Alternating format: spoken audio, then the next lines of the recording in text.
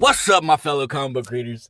Guys, some more comics that I read while I was waiting for my son to get out of football practice. I was super productive this morning as far as reading goes.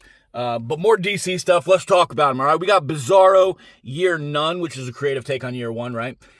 Issue number 2, Jimmy Olsen and White are still in flipped roles, but they're helping each other out now over in Bizzaro World, and they're finding out what Bizzaro's world is really about and who Bizzaro is and like why he wants to be who he is and stuff. I'm really liking this. It's my first time reading anything about Bizzaro.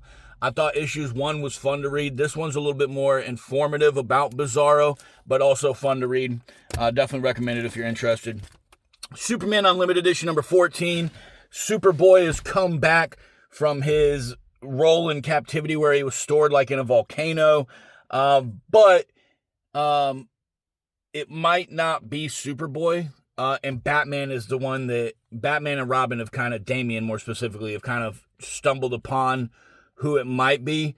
But this is a fantastic issue. I'm really liking Superman Unlimited. I'm not reading Williamson's Superman, so I can't compare it. But I will say, reading this, and this is my first Superman story other than Absolute Superman, I am enjoying it. Really enjoying it. And then we got Superman Father of Tomorrow. This is an off-world, or other world, not off-world. But this is if Jor-El landed and he's an adult when he lands on Earth. And, you know, Clark and, John and Martha Kent take him in. And they name him their adopted brother. You know, something bad happens to John. And that kind of forces him to come out of the shadows and kind of build like tech to improve Earth, because one of the things about, Krypton was like he can't use his technology he learned on Krypton to better the other worlds because it'll kind of shoot them off into something they're not ready for. And we're kind of seeing that a little bit in these first 2 issues, because Superman is bringing like all this tech and trying to make the world a better place.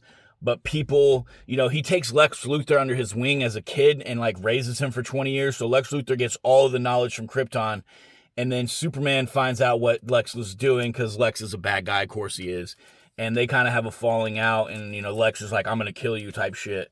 But this is a very fun read. I'm really enjoying this.